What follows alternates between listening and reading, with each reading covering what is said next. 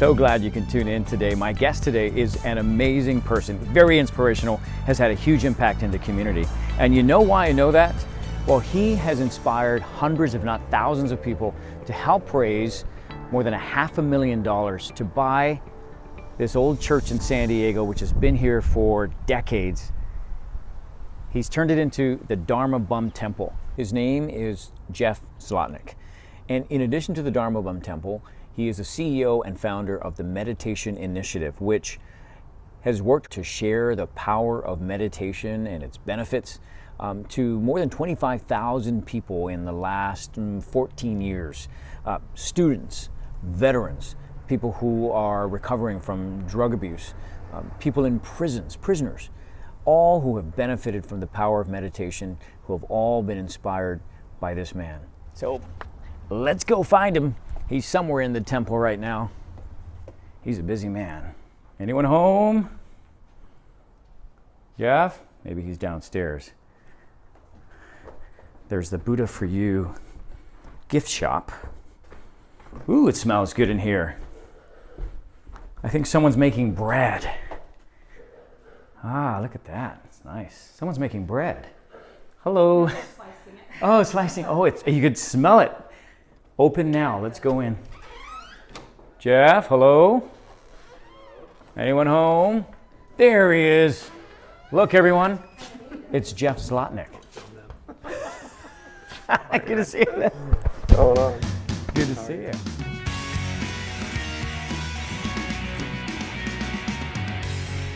So here we are in the temple, Jeff, and I don't know what it is, but there's always just a sense of peace when you really just stop and do nothing and sit. During the campaign where we were pushing so hard to get this place, I remember walking people in and feeling like I had to be talking to describe it, to explain it.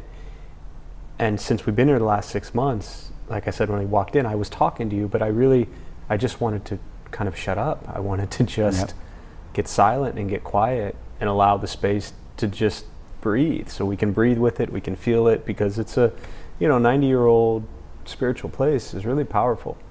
So it has like I said, it has an essence and a feeling to it that's quite remarkable. How things have grown. It's the growth of the community has been incredible. We had a beautiful community downtown, but it was very difficult for people to continuously go downtown. And this being such a central location, what we're seeing is a lot more consistency with people. I've seen probably, I bet about 1,000 people that I've seen that are brand new to this space that didn't know us before. And now that we're here, whether it was from the original campaign or just all the news and the media coverage we got, it's become a home. We hosted a wedding. We had a wedding here, which is incredible. So it's really become, I think, much more of a home to people than downtown ever was. And 6 months here, 10 years downtown, I think that says a lot. And the revival of the inspirational movie night. Yeah, movie nights have come back. We found this guy, Robert Santos, you might know him. He has brought us back to showing movie nights, which was phenomenal. Our first night we showed I Am, which was incredible. We had probably about 80 people here. To put 70, 80 people in here and show an inspirational movie that really introduces dialogue and allows people to talk and share their thoughts on really moving movies, I think is an incredible way to build community. How things have grown since you started the Meditation Initiative. Yeah. In 2003. Tell us about the Meditation Initiative.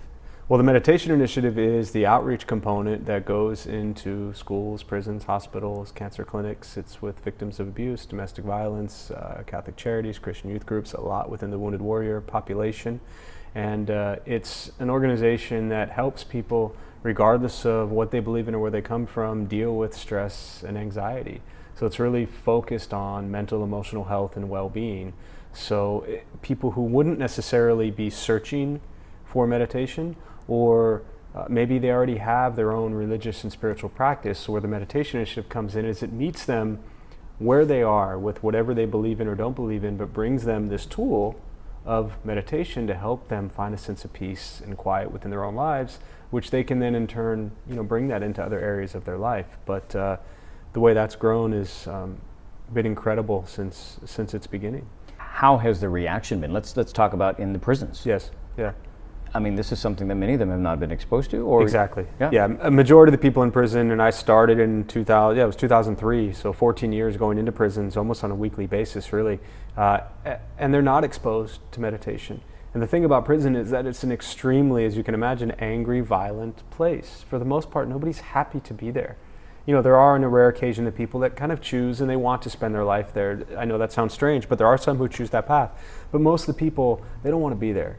And most of the people I'm sitting with, probably within 5 or 10 years, are going to be released.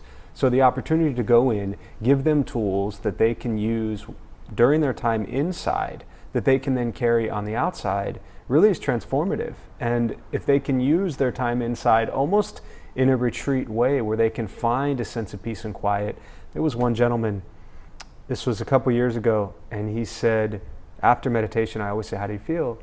And he said to me, for the first time in my life, I know what it's like to not feel angry. You know, and he was a 60-year-old man who grew up in a very hostile environment, and he'd never felt a lack of anger. And now I'm not saying that 20 minutes later, he wasn't angry again. But at least he knew that not being angry was a possibility. And I think that's what a lot of people are searching for, is some sense of hope or possibility that the heavy emotions that they're feeling can change. Yeah. And that's to me, that's a mind-blowing experience and a life-altering experience. Yeah, and just how powerful that awareness of knowing that he gets to choose. Yes. And he now knows how to get to that place of peace. Yes, right? and it took him 5 minutes and it cost him nothing. Yeah. And now he knows he doesn't have to spend his whole life angry.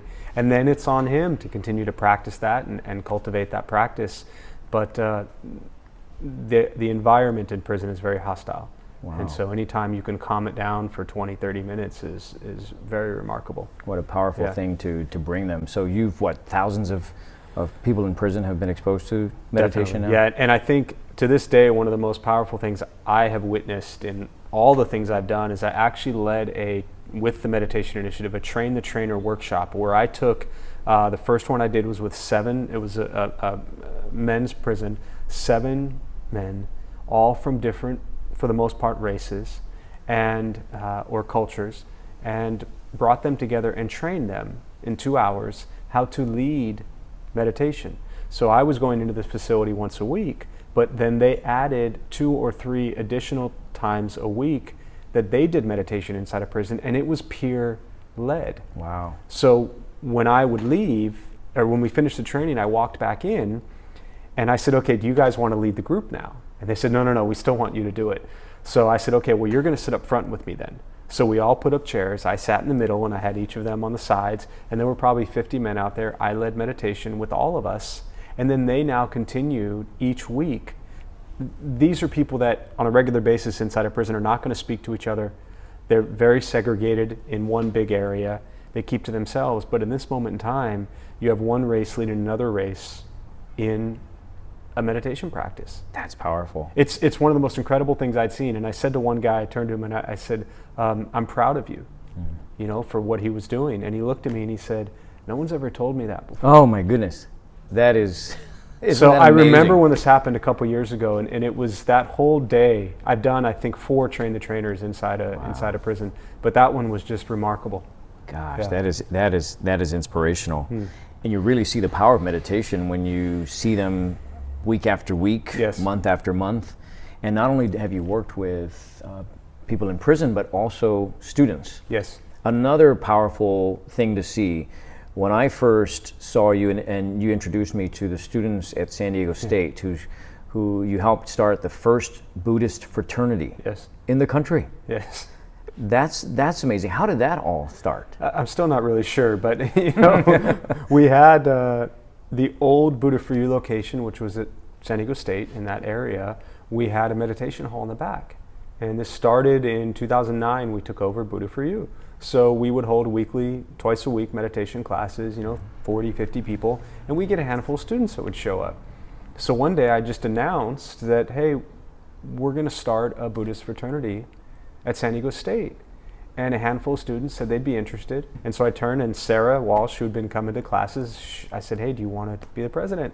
So she was the first president. We started September 9, 2015, and I think there were 14 people at our first meeting, and we just met weekly, once a week, 8:30, Love Library, at 8:30 at night. And here we are a little over 2 years later.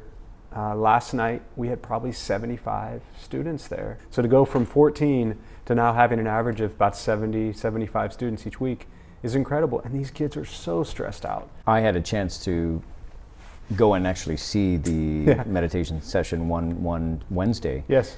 And yeah, I was just amazed at how many students were there. So I decided to come and actually check it out for myself and see just how popular meditation is among the students. Wow, take a look at this.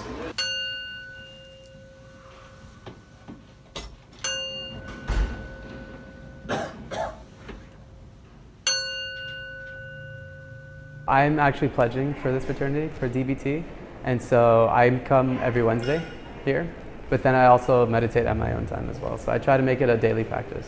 My first semester here at San Diego State, everyone here has to take a communications class, and so one of my comm professors, every time we had a class session, he'd take the first 10 minutes and he'd have us meditate before our speeches.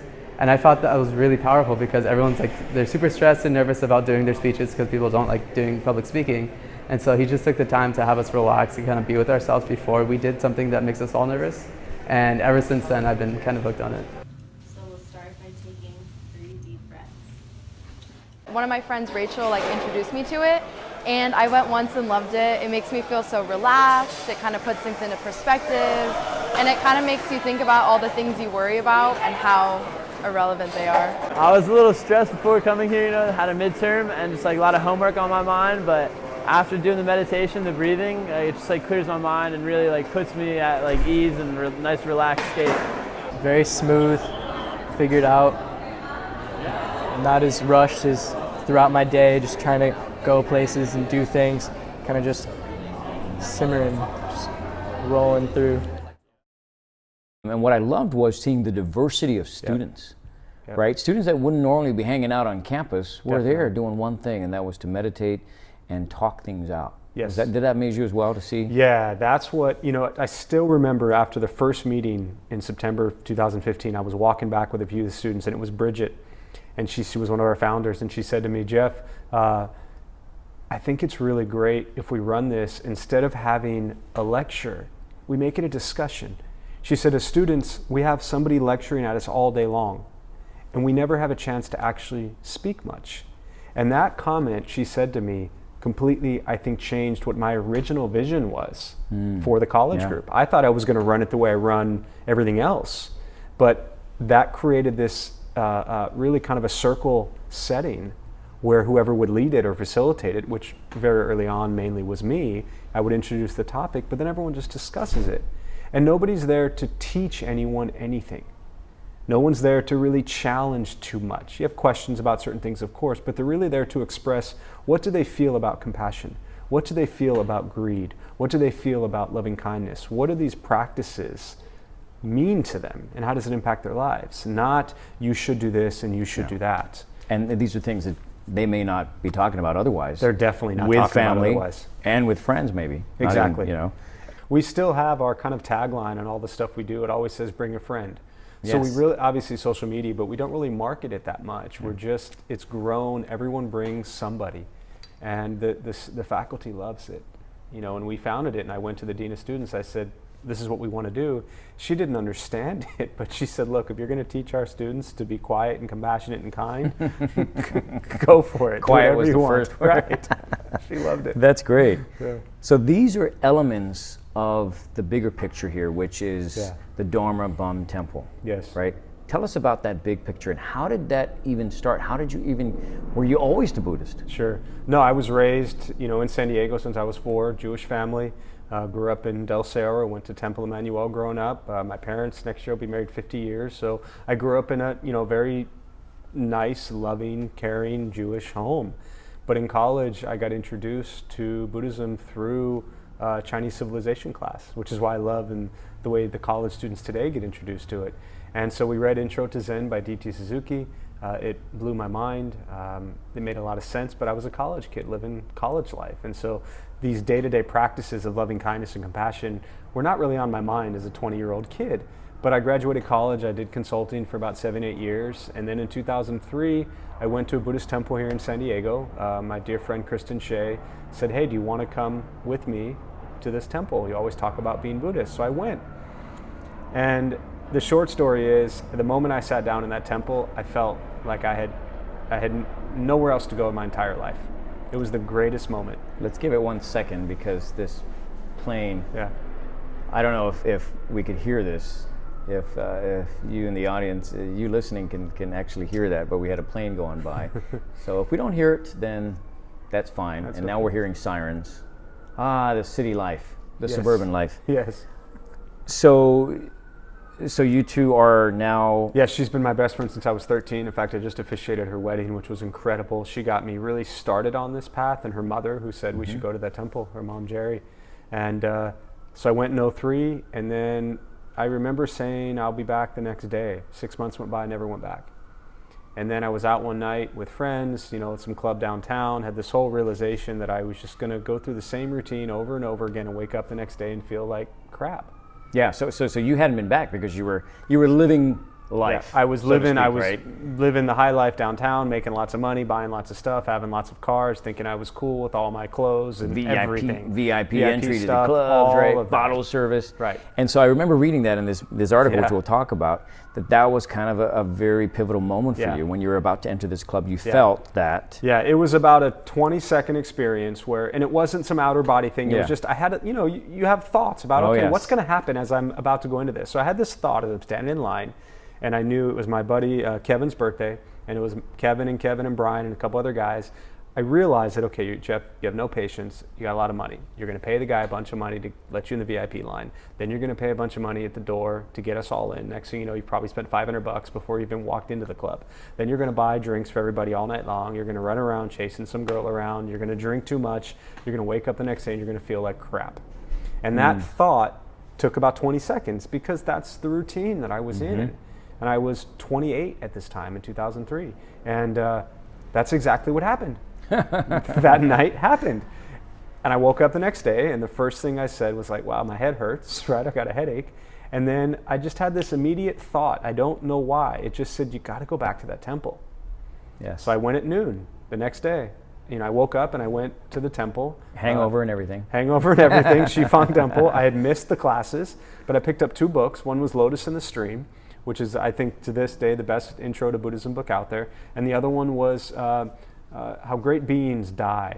And it was basically about great spiritual beings over time, what happens to them prior to death. And the message was, if you want to die peacefully, we have this, this common phrase, rest in peace. Well, if you want to rest peacefully, die peacefully, that means what? You have to live peacefully. Yes. And I was not living a peaceful life. So I read these 2 books that day, hangover and all, and at that moment, I was like, I'm done. I mentally and I've always been disciplined very strong, which can be a blessing and a curse, as they say.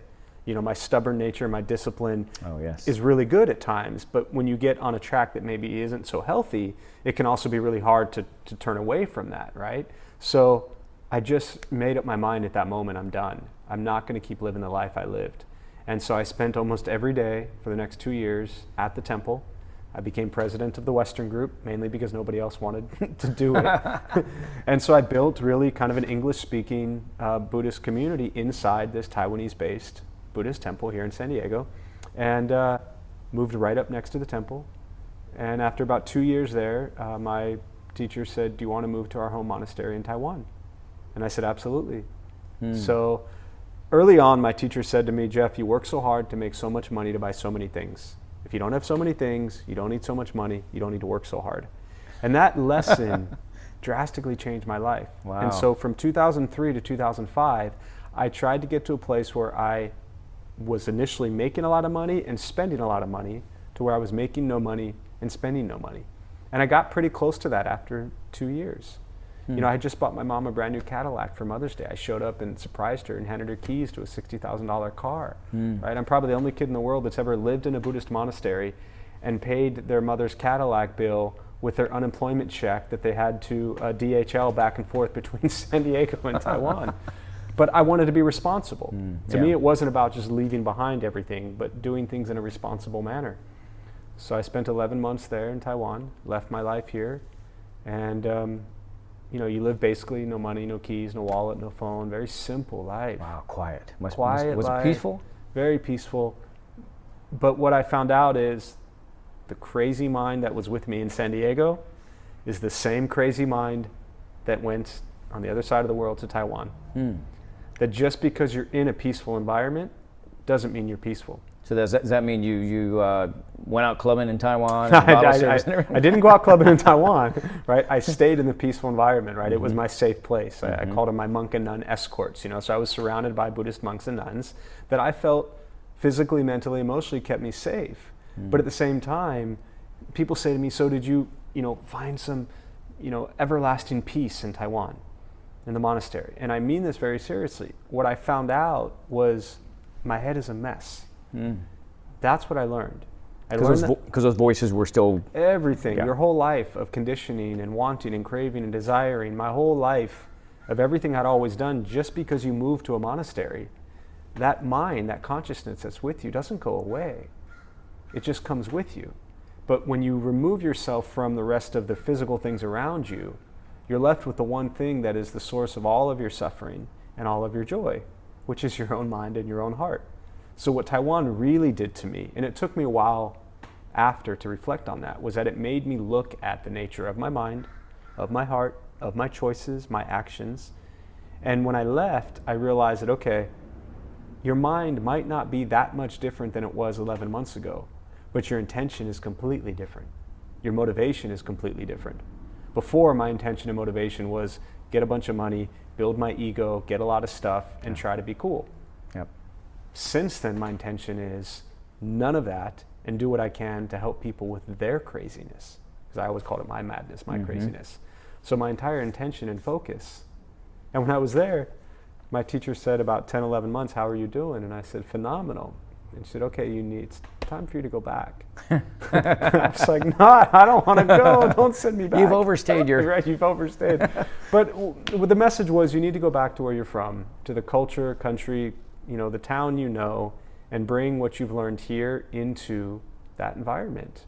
And so I came back in 2006, back to your question of how did the Dharma Bum Temple happen. And I came back, floated around for a few months at the same old temple, and then I realized the average Western person was not comfortable in that environment. And the language, the bowing, the chanting, the robes, all of these kind of cultural things that come with Buddhism, which I personally find beautiful and love, the average Western person is a little bit threatened by that or turned off by that. And so the Dharma Bum Temple was born to be a bridge to introduce the core teachings of the Buddha, loving kindness, compassion, joy, equanimity, but without the heavy cultural barriers that really stop people from starting. So we're kind of like, I would say, training wheels. Yes. And that's how the Dharma Bum Temple, at the end of 2006, from my perspective, you know, there were a few of us, and that's how it started. So many of us have grown up in this crazy world, right? This ego-driven world. There's more of an awareness that people realize that's just not serving us. Right, right. And so now we are seeing yoga and meditation and those kinds of things being introduced to children at a younger age, at least in my experience. Is that what's happening? Yeah. And how are they reacting to this? I think, you know, it's one, we're in California, right? So it's going to be true. This is California, right?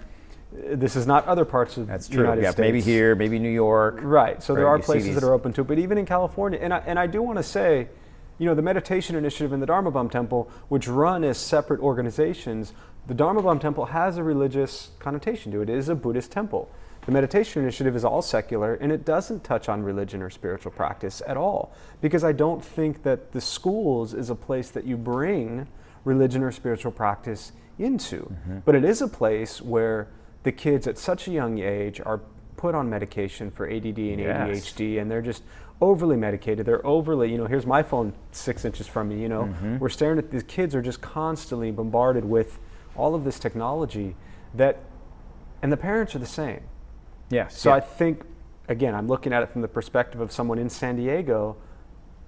It's the schools and the parents are very open to it as long as the meditation practice is introduced in a way that doesn't cross a line. And I think that's very important. There's a place for religion and spiritual practice.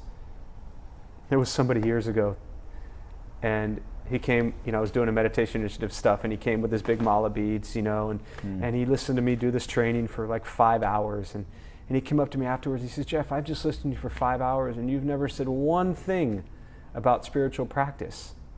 And I said, "Exactly." And he said, "You're missing a grand opportunity to teach these children something." And I said, "No, you've missed everything I've just said for the last 5 hours. It is not my place to teach children about spiritual practice or religion in a public setting. That is the role of the family, not the role of us going into community." So we have to be very careful, I think, still, of defining when people choose to come to a Dharma Bum Temple, they have on their own actively chosen to come into a religious or spiritual space, just like growing up going to church or a temple or whatever it is. But if you go into public sector spaces, you have to be careful how you go in. And so you're teaching them and sharing with them the power of meditation, the medical health benefits for people who don't really understand that. Because there are people who they think meditation is a form of religion, right? Exactly. All that stuff. But explain to them just about the power of meditation. Yeah, I always say that when people ask me how do you introduce meditation to people, I usually tell them I don't talk about it. Anytime I go into anywhere in a public setting, I will introduce myself so quickly, maybe 2 minutes, and then we do a 5-minute meditation. So then all the questions that they might have about it, they've just answered themselves from sitting down and being quiet for 5 minutes. Then the light bulb goes on. It's like, oh, wow, this is what it's like to sit and be quiet for 5 minutes. Then they're open to understanding that how this can help with their anger and with their anxiety and with their depression and with their heart rate and with their ADD and ADHD and with their, working with the Navy and prisons, psychiatrists with PTSD and traumatic brain injuries, and how, they show that the meditation changes the gray matter in the brain and all that kind of stuff. And all that is wonderful. But if you don't sit for 5 minutes and get quiet, none of that means anything, right? You have to actually do the practice. That's true. So once you do it with them, and they kind of look like, wow, what just happened? Something just changed. Something drastically Something changed. Physiological, mentally changed. Yes. And so any words I could have used to describe that are meaningless. Yeah. That is that's definitely a powerful approach. Let's talk about the article now that came up in the Southwest magazine. I mean, I know you've been in the spotlight, national spotlight before with TED Talks, right? But here it is now. Everyone sitting in that plane is reading about your life, and the headline, "From Bully to Buddhism." Yeah. Most people would say, he was a bully? Yeah. What are your thoughts about all of that? I had no idea. Well, it was cute. I had somebody the other day, and they were in the room next to me. They didn't know I was there. I had walked through and done some stuff, and they didn't know I was there. And I heard someone say, they were talking about the article, and they said, he's such a, what did he say? Like, he's such a sweet little man. I can't imagine him being a bully. And I just got the biggest kick out of it. But the funny thing is, when I see how my life is now, and I look back at how I was, I also can't believe that I was that. It's like two completely different people, yet at the same time, the same person, right? Yeah. But in elementary school to be bullied, or even in high school to be bullying, to and even good friends of mine who've reached out and have said to me, I didn't know you were a bully or so mean to people. Well, if I was your friend, I was the best friend to everybody if I was your friend. But if I wasn't your friend, or if I didn't like you, I would have picked on you, I would have teased you, I would have picked a fight with you, or whatever it might have been. I was really pretty mean and nasty when I wanted to be. And so I had these various, varying degrees, kind of this, a complete very opposite end of the spectrum, where I could really make people feel pretty bad about themselves. And yet, then go home after school and pick up the phone and talk to a friend struggling and make them feel like everything is perfect. So I've always had those two sides to it. But to have it all end up to where I'm on the cover of Southwest magazine, and I've got friends texting me photos of it. One, I didn't know it was going to be on the cover until a couple weeks ago. So I knew the story was happening. Like not Eric's story, page, not cover. Not cover. I just, when Eric started, Eric Stoyer, who he had this idea he wanted to talk to me about. And my life. The writer is your friend, who Yes. you grew up with, Yes. who you bullied Yes. as kids. Correct. And it was sort of you guys came together and and talked about this, Yes. right? How it's changed your lives. Yeah, our moms are still, best of friends, very close. We grew up in this every carpool together from kindergarten, on, same group of friends, same group neighborhood friends, and I wasn't nice to him. Yes. And the article he cites very clear examples. So he reached out maybe, I don't know, about a year and a half ago, and he said, I'm really kind of blown away by how you went from being that guy to your life now. I'd love to meet with you. So there was really no intention, I don't think, from the beginning to do a story on it. It was just Eric being curious. So he would come here to the Dharma Bum Temple, and we'd sit in the back there and we'd talk for a few hours, and that repeated a few times. And then after a couple of times meeting, he said, I think I want to write a story. I think that's how it happened. He said, I think I want to write a story on this. And he told me he pitched it in Southwest Magazine, loved it. Yes. And so we met a handful more times, and he wrote, and he wrote, and he wrote, and we met, and we met, and we met. And then I flew up to San Francisco for the photo shoot, and we talked some more, and I got to meet his wife and his kid, and there's a great photo of Franklin and I eating ice cream together. Oh, yes, and, his little boy. which is very profound because that's about the age that Eric and I were when we met. So here I am at 5 years old, picking on Eric in our little sandbox at elementary school. Yeah. And then there I am having ice cream with his boy who's 4. Yeah. And this is 37 years later. Wow, yeah. And then he texted me 2 weeks ago or whatever it was and said, this is going to be on the cover. And so it's still very weird. It's just surreal. Now, in between all of that, you both went to your reunion. Yeah, so that would have been 4 years ago. Okay. That started kind of a lot of this, I think, of Eric and others, through social media, Facebook stuff. Everybody got to see like what I was doing. And so the kids from junior high or elementary or high school that I would have picked on, and they see that I'm living this life now, it doesn't add up. It's like this guy doesn't become this guy. So they called you out at the reunion? Yeah. A lot of people? Yeah, a lot of people, yeah. It was and I just kind of, I felt like almost like a punching bag. Wow. But I deserved it. And they weren't nasty about it, but I deserved it, and I felt like, so here it was 4 years ago, and so I was already very well into my practice as a nice, calm Buddhist and being able to be real. And so I was able to just Your ego didn't react. No, I was able to sit with the fact that this is what has to happen, that these people that I was mean to 20 to 30 years ago need to tell me this. Wow. I need to hear it. I need to look them in the eye. I need to see their pain. I need to feel their pain. I need to sit with their pain. So it was beneficial for me, but I think more importantly, it was necessary for them in a good way, for them to express themselves. And it all started with one person saying to me, Jeff, why were you so mean in high school? It was just one random question that led to like 3 hours of, like a revolving door of people. And then little buzz would get around about the dialogue that was taking place and just people. Interesting. And me trying to express to people that it wasn't about them. It was about me. And same thing with Eric, that picking on Eric, there's a great line in the article where Eric says something about the fact he's an incredible writer. Yes, you've read it. It was great. He's what makes it so powerful. And on that, initially he didn't think the article would be about our relationship.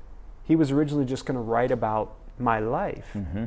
But then what he found through this process was how deeply connected he was to this because of the impact I had on him. And that made it much more effective. And that's what made the story so beautiful, right? Yes. But when, at the reunion, when everybody was just telling me like how mean I was, I think it was healing for all of us. And of course, we're not 15-year-old kids anymore. Yes. We're 38 years old, so we can sit there like somewhat civil adults and have conversations about how mean I was, and to recognize, there was a line that Eric said in the article. He said something to the effect of, when he was a kid, thinking that Jeff was so much bigger than he was. And I think it was his dad who said to him, somehow he said something about, but you're like a foot taller than he is. Oh, yes. So he had this image, this feeling, as did everybody else, about Jeff being this dominating guy who was so mean. And what I tried to express to them very honestly and openly was that it had nothing to do with them. Yeah. It was me feeling depressed or angry or not good enough or not okay enough. That was the reason I was that way. So when you look at kids who bully kids today, being a bully is not about necessarily anything being wrong Yes. or not okay with the kid being bullied. It's really the bully who is hurting. And that's why they're lashing out. Now, a 10-year-old boy or girl who's being bullied doesn't necessarily understand that completely. Yes. But they can Adults- begin. adults Adults don't don't even understand that. I mean, my family, my upbringing was pretty flawless. I mean, no life is flawless, but you never saw my parents fight. That's right. You They mentioned never you yelled. had a great life. They never yelled. I mean, I was so spoiled. You know, I was definitely never taught the way. I mean, even just when my parents read the article, and my dad said, you know, either I'm forgetting or I just don't remember all of that. And my mom called Eric, you know, to apologize, or texted him and called him and said, Eric, I'm so sorry. If I'd known Jeffrey was that mean to you, I would have locked him in his room or something Oh like my that. gosh. So they knew I was not, that I was gotten a lot of trouble as a kid, and my parents definitely knew I was no angel. They knew that I was a troublemaker and things like that, but they didn't know really the specifics and the details. And they never taught me or my brothers, and the neighborhood we grew up in didn't teach us to be that way. Yeah. I knew better than that, and I had no reason to feel pain. And that, I think, is so, for me, very powerful in working with people, is I grew up with every privilege in the book, literally. Yeah. And So I still suffered. So why do you think that was, and why do you think that still happens? I think as a kid, I loved to be in control. I wanted things to go perfect. And by perfect, I meant exactly my way, how I wanted them to. Yeah. And I was so good at getting things my way. Yes. And then when you didn't.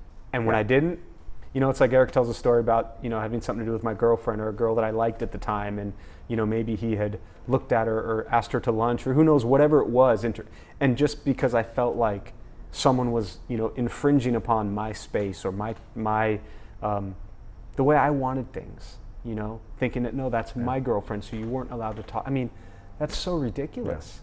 But the sad part is, that's when we were like 12. Okay?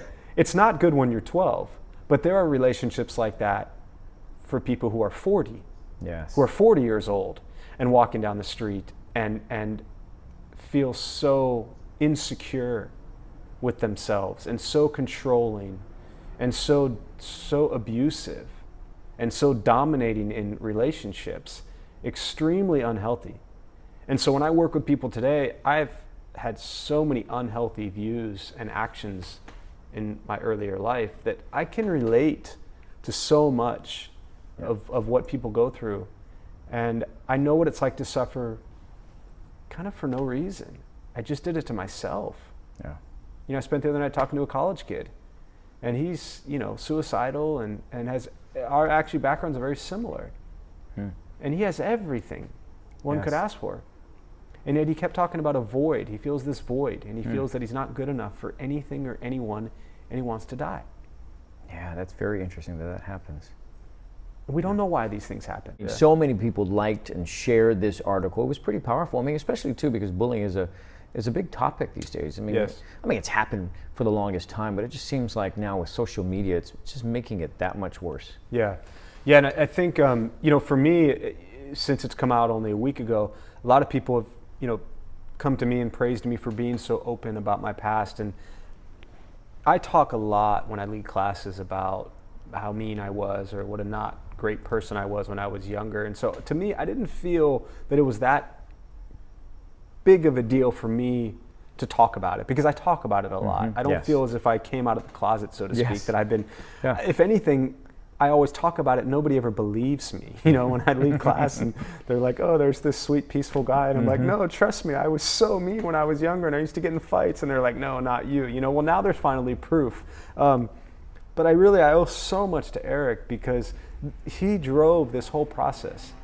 And I've talked to a lot of people over the years about a lot of things, but it was something about Eric. He's talented. And there's something about this real human relationship that Eric and I have had for 37 years, that when we would sit and we would talk and he would ask me questions, they were so raw and so just so vulnerable. For him to like open up his heart and ask those questions, and for us to have the dialogue between us. I mean, it came out in an incredible, I don't know, 12 or 14 page, I still haven't seen it, article. But the hours and hours and hours that we talked, it was one of the highlights. To just sit there and be with him. And to me, to see that two people could have such a troubling past, and yet what it can turn into. And I do. I owe a lot to Eric for him doing this and making it happen. Absolutely. It was extremely powerful.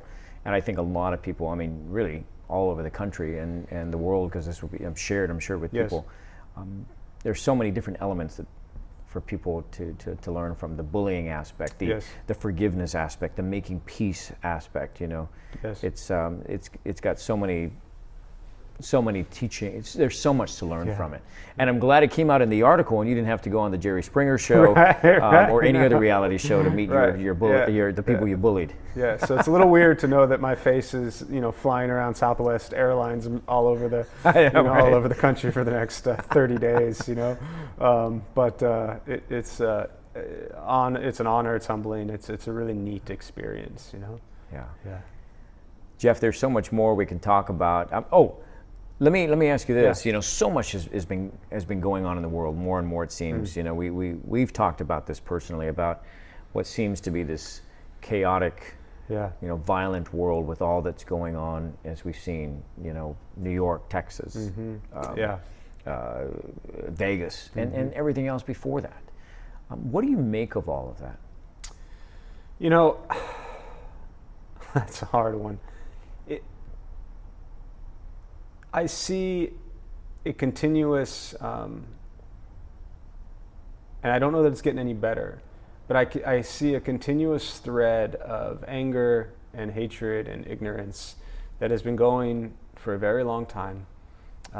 It's magnified because of modern technology and social media. We know everything the instant it happens. From every city, every school, every event is right there in front of your face all the time. And so there's more of it. And underlying all of that, I see anger, hatred, and ignorance. And these are emotions that, when acted upon, cause a tremendous amount of pain and suffering and loss. And I don't know what the answer is to fix it, but I do know that for everyone who is impacted by it and everyone who's affected by it, as hard as it might be, if we allow that anger and that hatred and that ignorance to foster more anger and more hatred and more ignorance, it doesn't help it. Yeah, for sure. I don't know how to stop or end or decrease any of this stuff. I just know that in the communities I'm in and the people I see who come in here on a daily basis with so much anger and hatred, I constantly talk about patience. I constantly talk about right speech. When we've had any political conversations or a lot of these social injustices going on, I always default back to patience and our own right speech as individuals. And speak in your mind, but coming from a place not from anger, but from love and compassion. And that's really hard to do. And to understand, in many ways, a lot like a 10-year-old kid bullies another 10-year-old kid because that person is angry and lost and confused for whatever reason. So when that magnifies into the global scale, or the types of things you're asking about, and I know this, I spent, we talked earlier, 14 years working in prisons, and I've spent 5 years working in psych units. It's called the PSU, Psychiatric Security Unit, inside of male and female prisons. And so someone would come in meditation class, and I would know that this person just murdered their parents yesterday, whatever it might be, right? That everything like this that goes on is coming from a place of someone who is angry and confused and lost. And that doesn't make what they do right. But if we can begin to understand that there's so much suffering, Azim Khamiza is one of the greatest examples. Azim Khamiza, a Muslim man, son, Tariq Khamiza, was a 20-year-old college student at San Diego State, delivering pizzas one night. I got goosebumps. And Tony Hicks, 14-year-old inner city kid, it was his gang initiation. and they ordered a fake pizza, and they shot and they killed Tariq Kamiza, Azim's son.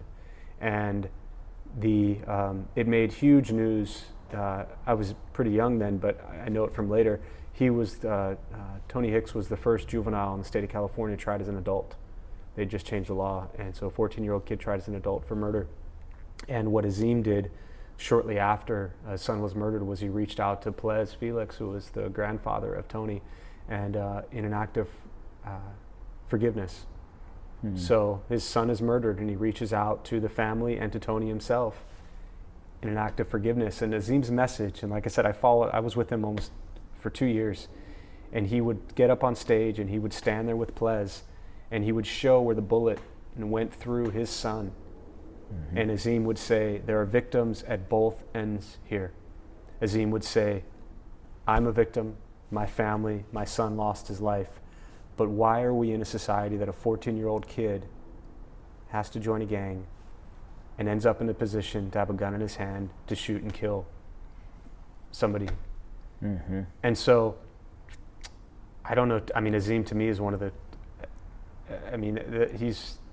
I don't know who can do that. Absolutely. Who can forgive the person who murdered your son. Yeah.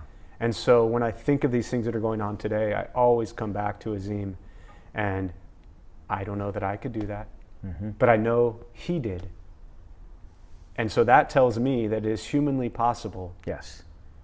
to have that forgiveness and come from a place of endless love and try to change the craziness in the world. It's another reminder to us that, again, we get to choose. Yes.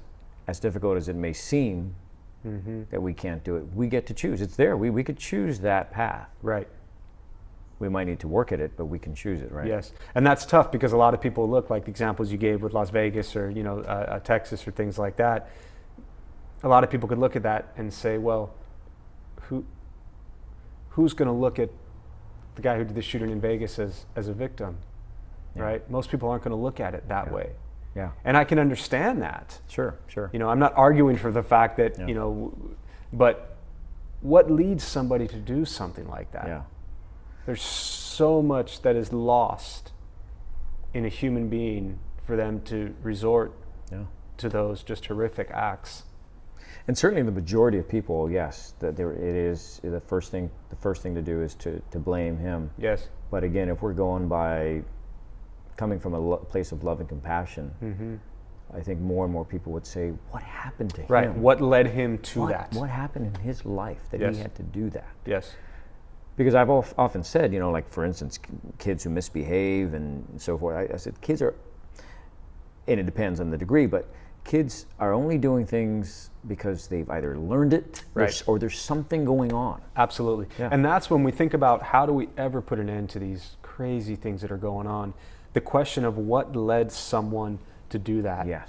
That's where the answers lie, I believe. There's something in there. Study all these guys. What led a Tony Hicks to join a gang at 14? What led this guy to do what he did in Vegas? What led them to do that? Because those conditions that led them to do these things are still there today in the world. And if we can figure out what those conditions are, then maybe we work to minimize them and less people choose those paths of destruction. Yeah. I'm no genius or scientist, but I do feel that meditation is a missing element. Yes. Is one of the tools or one of the big parts of this puzzle, of this big solution. I agree. And so, on behalf of the rest of, on behalf of the human race, right, and the people I know, and just our community, and just people in general, thanks for all you do to spread that message and the peace and love. It's really helping a lot of people. Thank you. Thanks for all you do. My pleasure. I appreciate it. And thanks for being my second guest. Yes, it's my honor. This is Absolutely. great. This is great. Yes. Well, I'm sure we'll have much more to talk about in future episodes. So Jeff Slotnick, everyone. Thank you. Thanks again. Thank you. Yeah.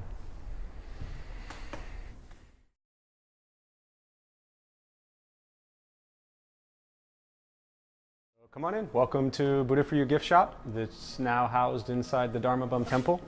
We were in the college area for about 15 years, and we moved here in April. So we have Buddhist statues from all over the world, from $3 to $7,000. Most of them we import from Bali, from India, from Thailand, from Nepal. Which one's the $7,000? $7,000 one is right there, right in the middle. It's about a 100-year-old statue from Thailand, and it's $7,200. Yes. Nice. You would say the store is filled with peaceful items from around the world. We have a lot of Buddhist statues, a lot of Hindu statues, and then a lot of items that just represent peace and happiness and joy and prosperity and things like that that people want to have in their life. This, literally 5 minutes before you walked in, we just got these. They are the new, with the new Dharma Bum Temple logo that was built or created by Anokai 6 months ago. And so for 10 years, people have asked us for a mugs or anything with Dharma Bum stuff on it. We've never had it. So if you go to the Buddha For You website, which is buddha-for-you.com, you can shop online. We can ship anywhere. So Buddha For You, or just Google Buddha For You, and you'll find us. So as we leave the gift shop, we go into this area here. This is what we call our Buddha For You meditation hall. There are many nights where we have classes upstairs and downstairs. So we do a lot within the recovery world for people overcoming drug, alcohol, addictions really of any sort. So we'll meet about 4 nights a week down here with maybe 30, 40 people in this space. And then behind us here, you probably already got Kathy, who I'm sure is so thrilled she's on camera now. Sorry. So, but she's playing along quite well. Are you okay? Yeah. She's going to blush in a minute, so we won't. Yes. Neither was Jeff. Neither was I. I just happened to be in these clothes already. But every Thursday we feed the homeless, and so we pick up food from Bread and Sea. Yeah, look at these bags. We grab 2 huge bags. The bags weigh probably about 40 pounds, it feels like. And it's all fresh bread. Bread and Sea has to make the bread daily, so they would throw everything away. So a lot of nonprofits pick it up and redistribute it. A lot of it goes to homeless in San Diego, and a lot of bread gets taken downtown or down to Tijuana. So we've been feeding the homeless every Thursday, 5 o'clock for about 10 years. And so Kathy comes in and as a volunteer and slices the bread. And then everybody else shows up at 5 o'clock. We spend about an hour making sandwiches, peanut butter and jelly, and then we take it downtown and feed people who are hungry. The building that we were just in downstairs with Buddha For You, that was added in 1933. The upstairs was initially built in 1927, and this was the old Swedenborgian church. Emanuel Swedenborg was a Christian mystic in the 1700s. And so they built this space in 1927. Actually have all the original meeting minute notes and all the blueprints and plans when they put this together 90 years ago. So when we took over in April, we kind of joked, you can see here on the sign, the church was empty for about a year, but they left signs for us. And so it made it really easy to figure out what to put where. So this became our library. And it's kind of like, when you go to a 7-Eleven or something, you have the little penny jar that says, if you need a penny, take a penny. If you have a penny, leave a penny. We have our sign down here that basically says, if you need a book, take a book. If you have a book, leave a book. So we built a library here that's open all day. People are welcome to come and sit and read and study and just kind of hang out in a nice, quiet place. This is the main hall. So as we enter, schedule here of all our classes and events, which obviously are all on the website. Everything we do is free. And then you come in here, and this is our space. I guess since we're on film, I'll talk a little bit, but usually when I walk people in here, I just kind of don't talk, because the space itself is really precious. But it's a magical space. We fill it every night, every morning, all different classes going on. And in the mornings, we use the small space back here. We'll sit Monday through Friday at 8 a.m. And it's really peaceful here in the morning, nice and quiet, kind of before the world has really woken up too much and gotten too busy. So we'll get people here in the morning, and then this is our space here. The lights are original, all the pews are original, the original organ. I think in the 6 months I've been here, I used to really describe this space, and now that I've kind of lived in it for 6 months, any words that I use to try to describe it don't capture the essence of what it actually is.